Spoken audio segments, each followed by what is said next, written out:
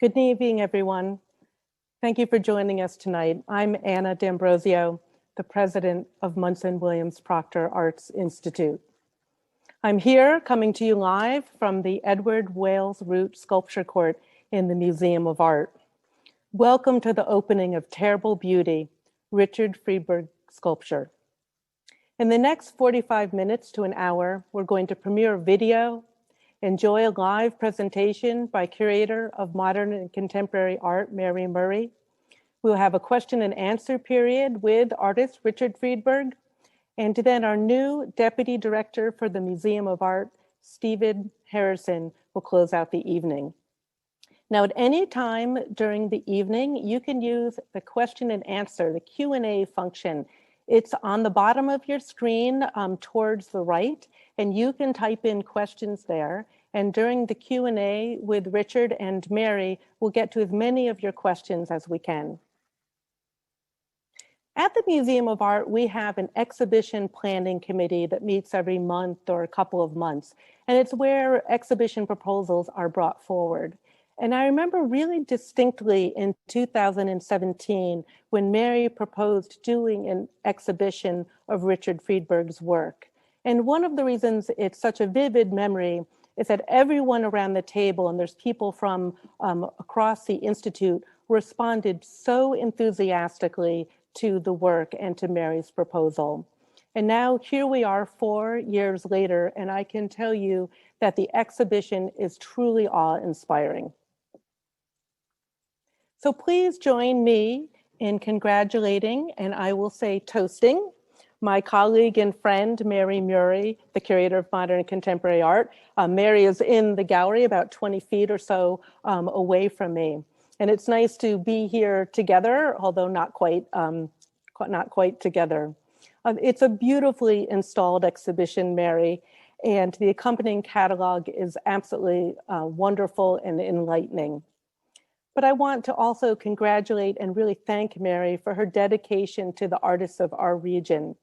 Mary's scholarship, passion, and commitment to the arts are evident in all of her work here at the museum and throughout our community.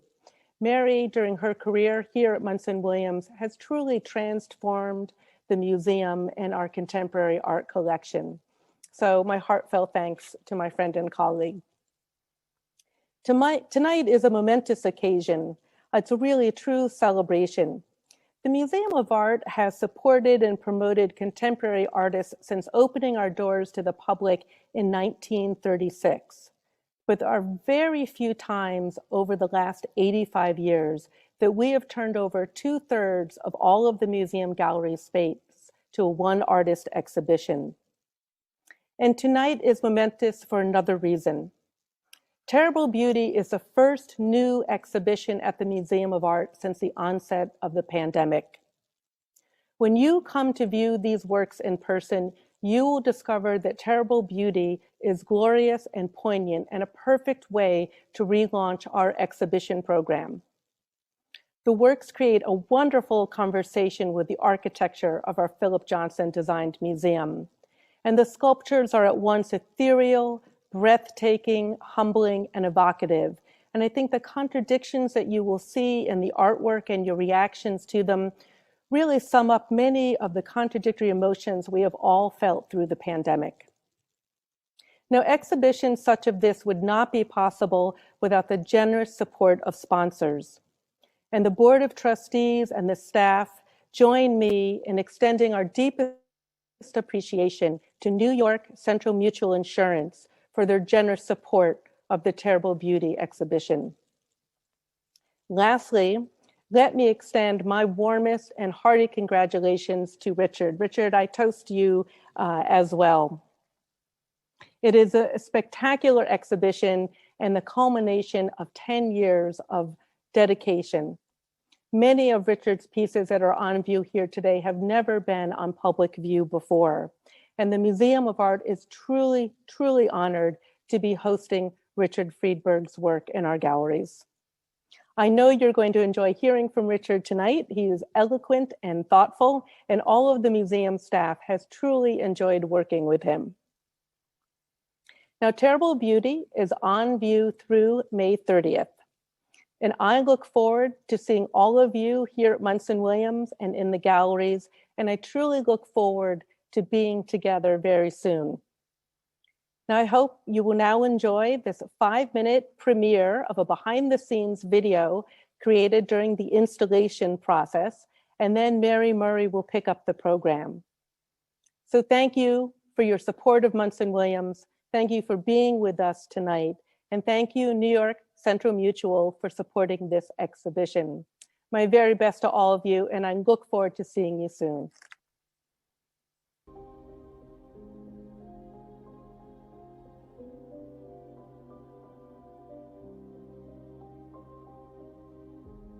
Hello, I'm Richard Friedberg. We're going to be talking about my exhibit at the Munson Williams. It represents about 10 years of work of a focused nature, so I'm very pleased to have this here. The installation has been a breeze. I worried very much whether I'd get things in, whether snowstorms would interfere, whether I could get the work out of my studio up the hill to the road. All those things played a role. By the time all these snowstorms hit, which they did, right when I was wanting to move them, we were able to do it without any problem at all. And we just backed them in. They got in a day and up in 3. So that's terrific. I thought because of the beauty of this building and the formal architecture and geometry that these 9 pieces would be perfect. And so we decided on the 9, and that's what we put up. I really hope people have a chance to see it, especially in these times where we want to be in open spaces. This is a beautiful open space to walk around in. A Terrible Beauty. The source of the phrase comes from a Yeats poem called Easter.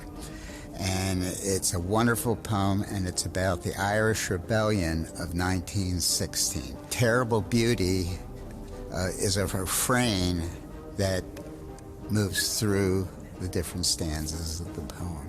At first, I didn't plan to do a series. It just evolved. In context, I had been making certain kinds of things, and I got to a point where I felt I needed to change something in the way I did it. Around the same time, I got a little dyspeptic. This is around 2008 to 2010. And in the midst of this, the Gulf horizon exploded. And I started looking at lots of pictures of that. And in truth, what really attracted to me initially was it was so incredibly powerful visually. Because what I was looking at is all these fireboats sprang up, water around this collapsing architecture with billowing fire and smoke going up to the horizon. It was really compelling, really beautiful. It was that contradiction of something that can be so gorgeous and yet at the same time be such a horrible thing to happen in the world. I had also historically been aware of this quality in cultures of exquisite beauty, exquisite subtlety, contradicted by some of the heinous things that these very same people could do. Always that contradiction of one quality that we have, this aesthetic appreciation, and this rather bestial underbelly that seems to percolate through. I see the earth as a roiling cauldron. At one time, the cauldron's bubbling here, and sometimes it's bubbling over there, and sometimes it's natural. There are political forces at play. There's this constant ebb and flow of history, of turmoil, and of catastrophe. Living with catastrophe, understanding our relationship to the natural world, and that we're in the natural world, and we're subject to all these same forces.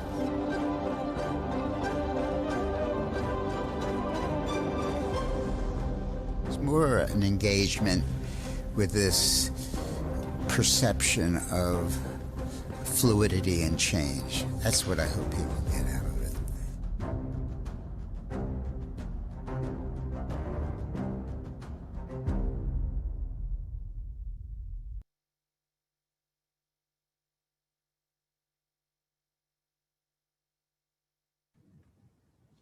Hello, Mary Murray here.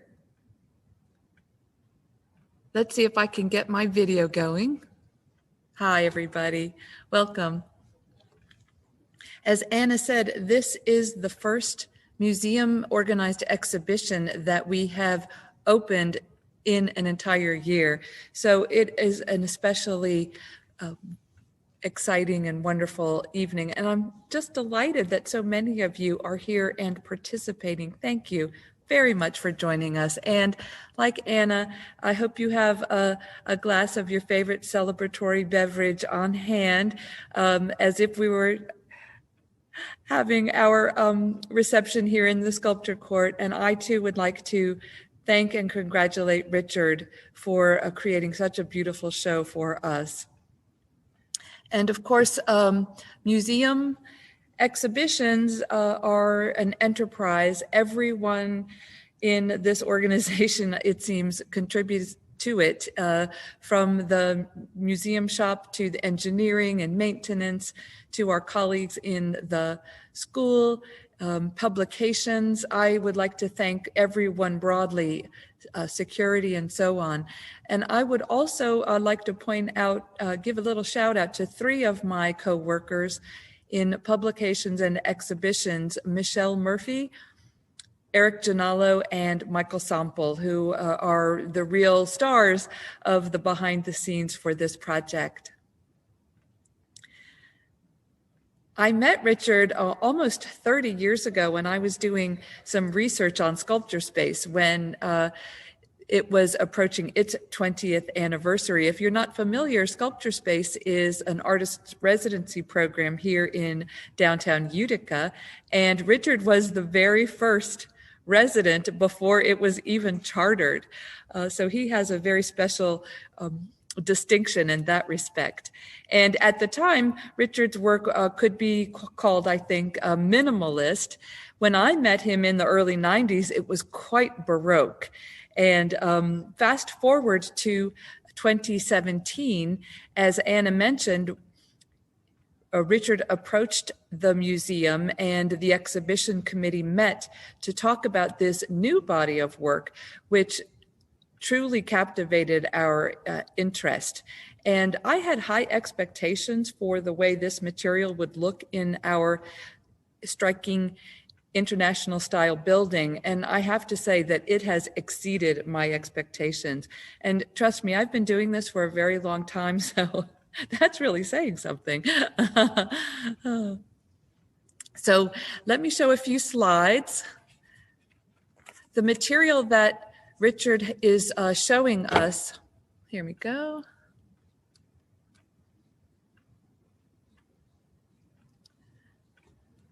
My slides don't want to go forward, so let me just share with you then some thoughts I have about working with him on this project. Richard and I went back and forth visiting his studio in the beautiful complex at the upper Catskills, a really extraordinary place. And if you visit our exhibition here in person, you'll be able to see yet another video of him in that space. And it will give some context too to the background of what this material developed from. Now, I also would like to bring to your attention that the museum has published a quite good, if I say it myself, catalog for the exhibition. And I really want to point it out because there are two interesting articles in it. One is by Professor Carlo Lamagna, who contextualizes Richard's work within the larger environment of artists who deal with nature and environmental issues. And even more fascinating to me in a way is how Richard's work can be understood within a continuum of aesthetic aesthetic theories from the 18th century, really contextualizing this material in terms of awe-inspiring and sublime works of art. So I think that behind me, you can probably see some of the material, and I really must emphasize that the awe-inspiring and the sublime quality truly come through as one stands next to this work.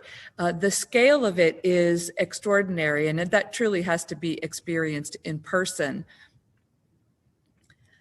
So do come in when you feel safe that you can. We are open, we're here. And we also have two interesting programs. I'd like to give yet another shout out to my colleagues, Cindy Corin in the school and Barbara Kane in the museum's education department for creating two Meet the Artist opportunities. You can hear Richard speak about his work and this exhibition. Visit our website if you have not received one of our programs for the exhibition, mwpai.org, and you can find out how to register for these upcoming virtual conversations.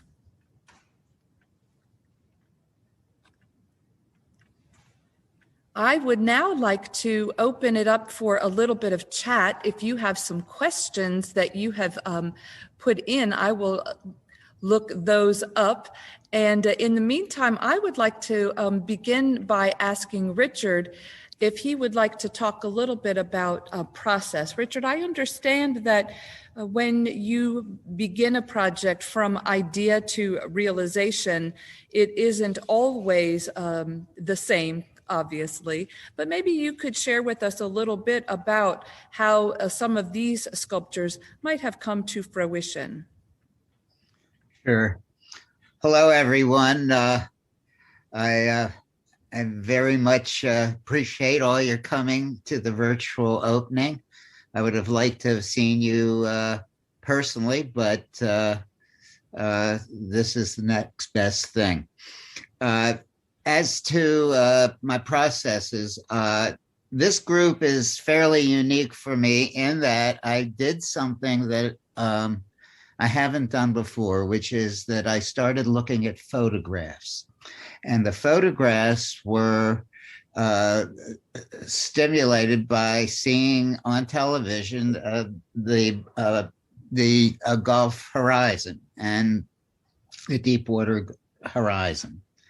And the pictures there were so incredible that I started looking at different versions of explosions and things at sea and tidal waves and tornadoes.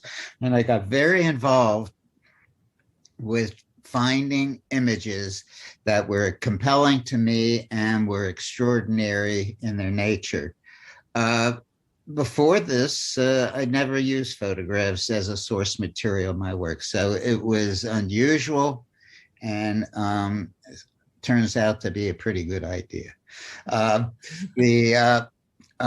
The interesting about the photographs is that I don't really get to see an object. I get to see an image, and as I start to build, I start to wonder what the other side of the image might look like, how far it goes, where ground meets sky, where water meets earth. All these things sort of play into my imagination as I start to look at these things.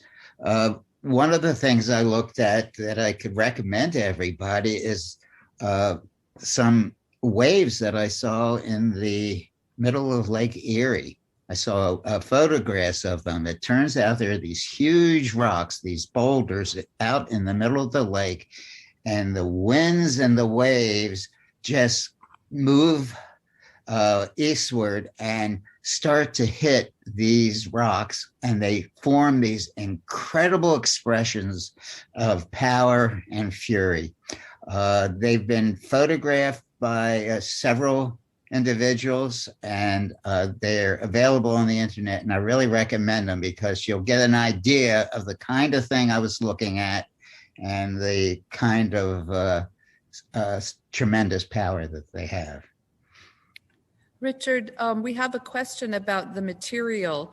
The screen material is also new for you, isn't it? And well, it actually isn't, because if you look back in time into the 70s and the 80s, I did use screening as one material among many.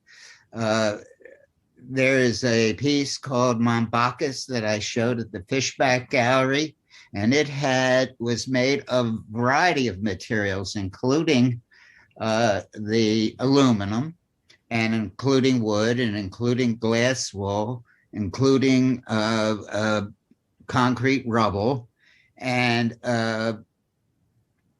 laminated surfaces.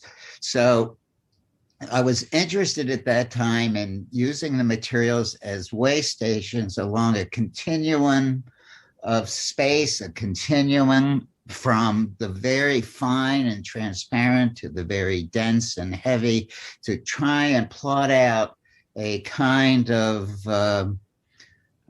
scheme that would express my understanding of the nature of space and the nature of the universe. So I used the material there in context with others. Here I have really used it pretty much as the main material for forming, and it's a tremendous material. It's like modeling clay. It allows you to stretch and push and in every way form space as you wish. So I find it a very compelling material. Light reflects well on it. Light reflects through it. It holds color. So in every way, it's has lots of possibilities. one of the qualities I like about it is that your work, if it's a wall of water or a wall of fire, or if it's able to capture something that is here with us and in a moment is going to be gone. The tidal wave up on the second floor balcony, for instance, or Macondo here, that wisp of smoke, as you say, in the beauty of this building is looking up from underneath it, one has a sense of looking at the smoke through the skylight. Yes. The I'm sorry, I didn't mean to interrupt. Go ahead. No. For me, it's extraordinary the way it can evoke fire, water, smoke, even air. And as Richard says, he has very judiciously used some spray paint, some paint to give an extra emphasis at times, but the material itself, to my eye, is extraordinary, what it can do all by itself. Well, this notion of something that's transitional, or something that's evaporating, or something that is forming together, coming apart and reforming, is very much in the spirit of these works. At the same time, I'm holding everything very still. It has both this sense of gesture, it pretends movement and explosion and force, but at the same time, you can examine it. It's one of the qualities of sculpture, that you can both feel the transience and yet you can examine it. It doesn't, if you're looking at a wave, if you're looking at a changing sky, it's always a phenomenological wonder, but to be able to hold it still and close is something I find very appealing, so that they're specific objects as well as being representations of this notion of fluidity and change. Yes, definitely specific objects, and that one really has to walk all around. They're so gratifying to see at every different point of view. They're very generous in how much they give back to the museum visitor as you walk around. It looks like Sydney's just made a comment about the relationship of the image on the cover of the catalog and the program and Hokusai. Richard, any connections with you in your mind, or is that completely serendipitous for tsunami in Japanese printmaking and in your sculpture? Well, you can't think of waves without thinking of Hokusai and this tremendous forceful wave. It's not only is it just an iconic image, but it is has all the power and the force that I seek in these works.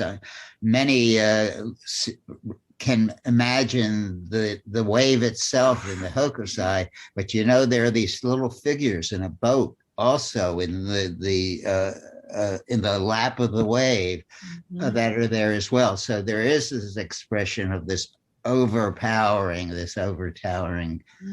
force and power. Something I could mention about waves that I think is really quite interesting and is particular to when I'm working with the waves, because I make a lot of contact with the ground as opposed to the explosion pieces or the oil fire pieces.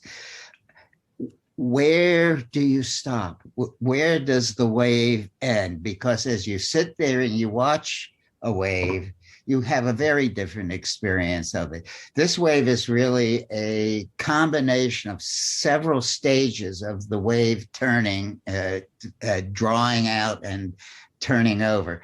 But when I made the piece, I was very conscious of the ground and how you deal with how the water meets land and how that expanse, the horizontal expanse, can be experienced as an object. And that was a particular issue for me in several of those pieces with waves. Enough said about that. No, not at all. Okay. Well, for me, some of the work is quite formidable. The Hokusai image with the figures who are going to drown. I'm sitting next to Macondo, and I'm thinking of the oil workers whose bodies were essentially vaporized, so there's a great terror about the work or a connection to something that's truly terrific in the original sense of the word. And at the same time, this quality of beauty can't be dismissed. And it's such a good tension in this exhibition to participate in that moment between horror and beauty. Richard, what else would you like to talk about for your work? Something that we haven't covered yet? I have nothing special in mind. I'm looking right now over your shoulder at the image of oil fire, and it looks pretty spectacular there. It's about 17, 18 feet long, so it's actually quite a big sculpture that one can see, and it's amazing how it looks different than it did in my studio. All of the pieces were made in a studio of some size. I have a studio that's large and tall, and yet putting it in this space and seeing the relationships between them is very different than experiencing in the studio. And they're a more extraordinary in their movement than they were in my studio even. So I'm very happy with the way they look, and I'm very happy with what you have done to make this exhibition come about. And I really hope my friends come and see it. Yeah, it's a beautiful ride up to Utica from the city, up the thruway and across the Hudson River, up the Hudson River and then across the Mohawk River. It's a beautiful trip. Listen, we do have some other questions.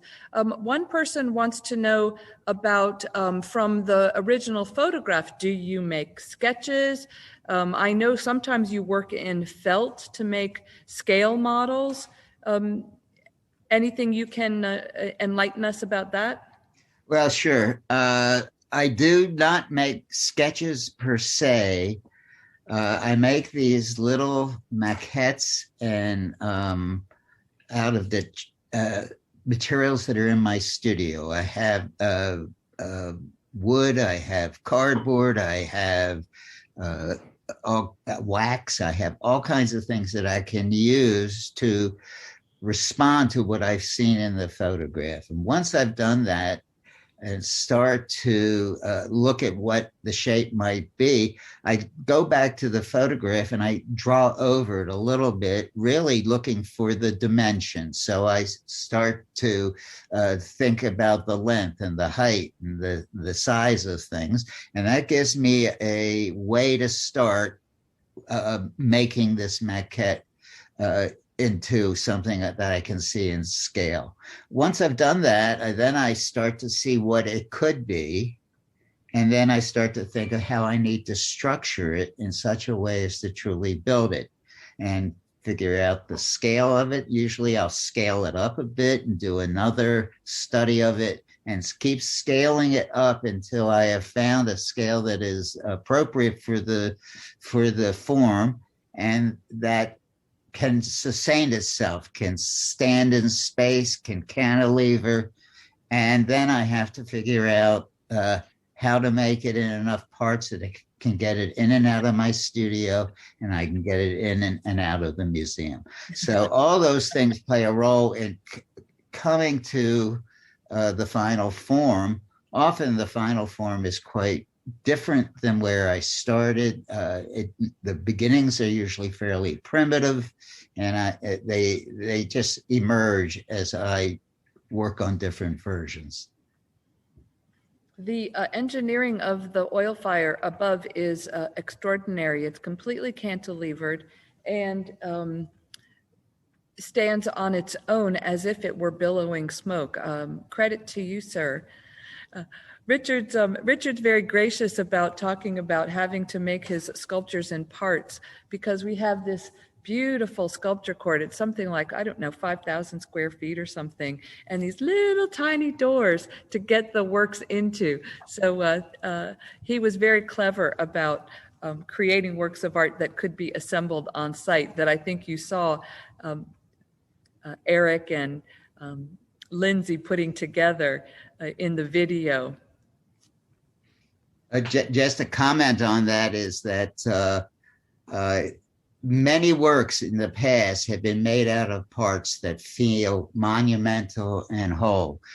I lived for a while in Rome, and I was right off the Piazza Navona, and I had the Four Rivers Fountain in front of me. So every day I had a chance to look at it, and I saw moss growing between the toes, and I saw where divisions had been made and how sculpture elements have been fitted together. And so this grand sculpture, which is marvelous, is really made out of lots of parts too. So even the ancients had to get it out of their studio and down the road, even if it's colossal.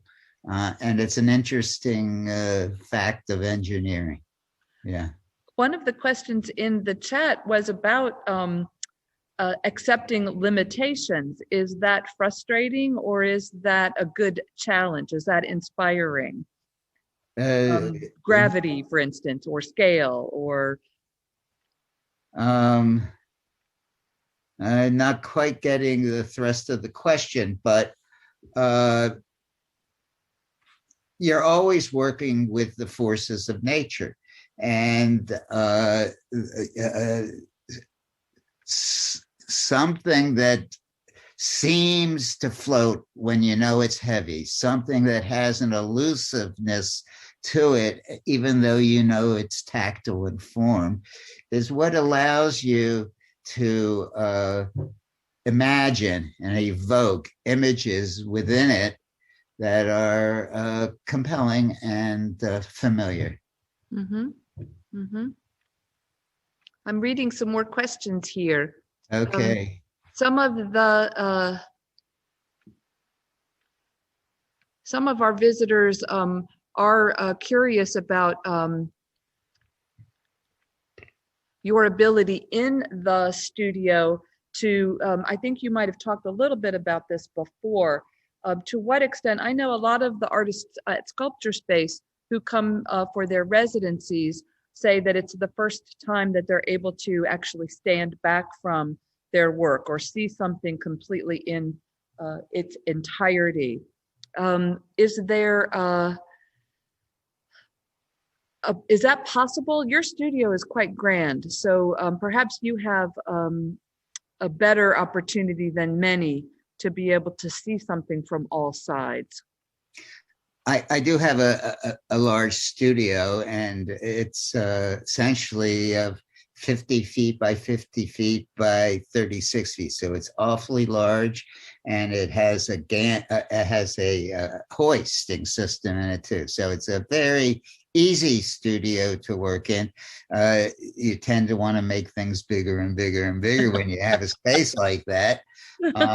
But the scale of the pieces is not just measured to the space, it's measured to my body. And the whole idea is to make something that overwhelms, that you can walk under, that seems in the grand sense of things, you are insignificant in the grand world of the comets.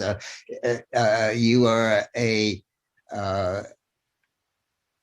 a pawn in the face of nature. And so when you have something that's colossal and large, not just an environment that you walk through, but has a quality of having a physical relationship to you, I think that it makes poignant your relationship to these powerful forces. So I had a friend who said, well, why don't you just make it in a little bit of clay and stick it around it? The point is to make something that is physically powerful and engaging your body. And that connects both to what Professor Lamagna talks about in his essay about the sublime, our place in nature, but that also reminds me of contemporary physics and I don't know, Carl Sagan. Are there any other kinds of materials that you read or think about in addition to the visual arts that might inspire you in that kind of thinking? Well, I've always been interested in the nature of things, and the physics is part of its description. And the sense of you talk about Carl Sagan and that wonderful movie that he made showing the scale of space, and it's a very powerful experience to contemplate space in that much distance, and also to contemplate the space close in near your body. Mm-hmm. So weather specifically is something that I am fascinated by. I studied it in school. I was interested in the forces and the transitions of matter, and all that plays a part, but it's not an illustration of anything. No. It's just that kind of understanding of the nature of things. Sculptors really do accept the nature of things in a way that painters may not. We're getting close to the time we should finish our questions and answers, but there have been a few more in the chat. One is about your use of color, and in the works that immediately preceded this series, they were very colorful, and your works from the 80s and the 90s. And here you have used what I would describe as a kind of natural color for fire and that kind of thing. Someone just said that Richard just got in a dig to painters. That goes back to Michelangelo and Leonardo, doesn't it? Right. So you please just make a brief comment, if you don't mind, about how you decided to incorporate color into this terrible beauty body of work. Well, color has been an issue for me for a very, very long time in my work. And if anybody knows it from very early on, the color changed over time, was very bright at one time, very decorative at another. For these works, what's interesting in the colors, first of all, there's almost no surface to the screening. If you think about it, it's all air with just a little bit of material in a grid that's being whipped around and formed. But basically, as you start to think about color with it, it is difficult to see how color is going to play the role. But what was opportunity for me was that I could make the color work from the inside out. In earlier work, I was always making something, I was painting it, I was adjusting it, but people would always say, why don't you use the natural color? The color on surfaces is never going to last. There was a whole argument around color when I was young. And so when I started to do this work, the idea that I could color it as I made it, that I could start it and I could build it from the inside out, I could put color on, I could put color over, and that became a different kind of opportunity for me. Very hard to get this stuff to be bright because there really isn't any surface. So you needed to manipulate the material in such a way as to be able to get a color experience out of it. It's just right, though, because I think it would be overwhelming otherwise. I think you've hit a good balance with the color and the form in these works. Well, I hope so. I want it to feel natural and fluid and ebullient in some way, without being flashy or bright or decorative. And I think I was able to do that. I have I think we should wrap up. There's one question about the Baroque, and do you care to talk about your work relative to the influence of Italian Baroque art?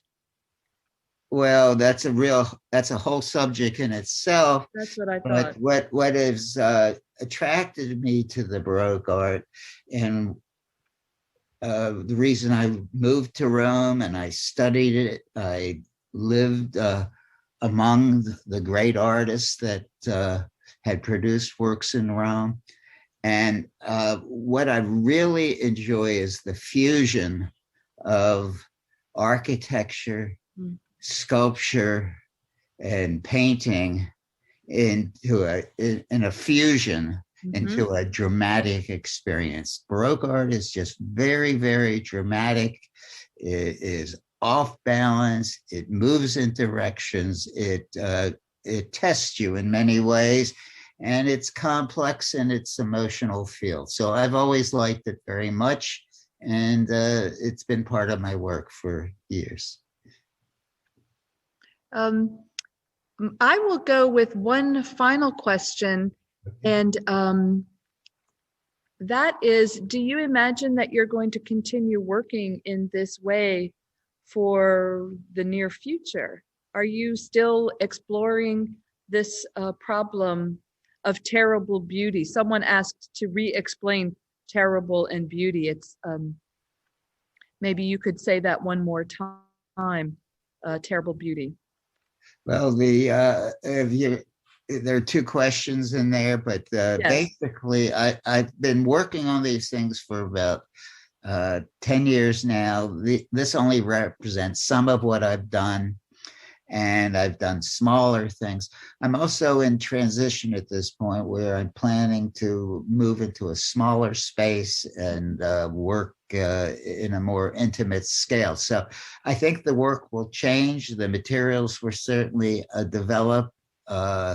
Certain things get stale if you do it too long. I like change, and I'm at the point now that I think I will be changing in some way, yet I don't know how. Yes. Yeah.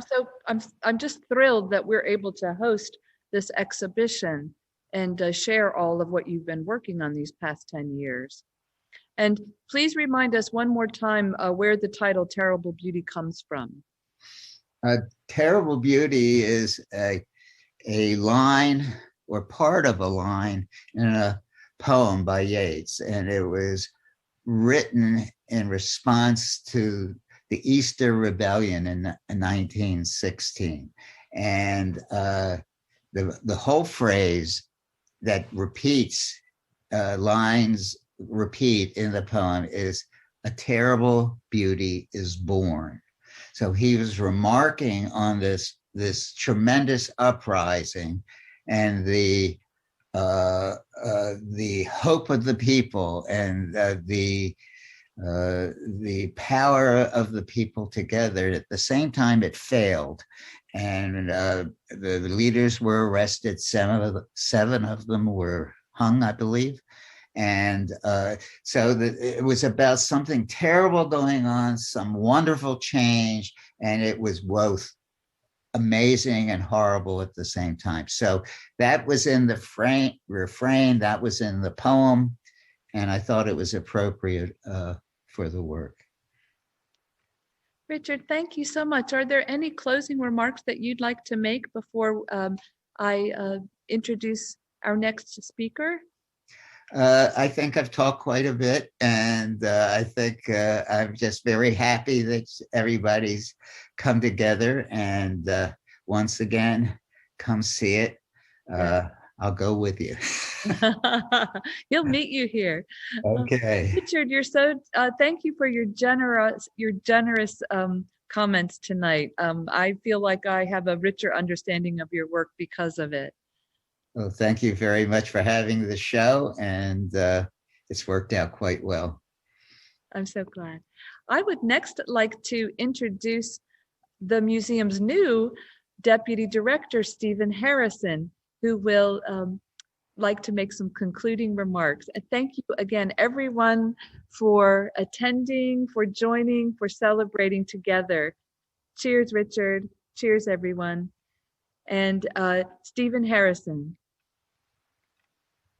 Thank you, Mary and Richard, for a fascinating look at this wonderful exhibition of Richard's work.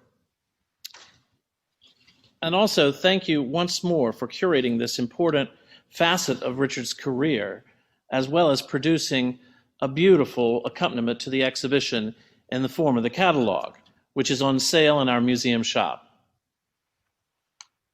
I would also like to thank our incredible installation team, led by our registrar and head of exhibitions, Michael Sample, who together with the staff of Richard's studio, put this complicated installation up in record time and with no casualties, I might add. Thank you also for the expert technical services of David Mitchell, who helped us put together this program over the virtual sphere. We are, of course, very grateful to our major sponsor, New York Central Mutual Insurance, as well as the contributions of you, our dedicated members. Remember, the museum is open every day except Monday for your viewing pleasure, and Terrible Beauty will be on view through May 30th. Finally, you can access more information about this exhibition and all our programming at our website, www.mwpai.org.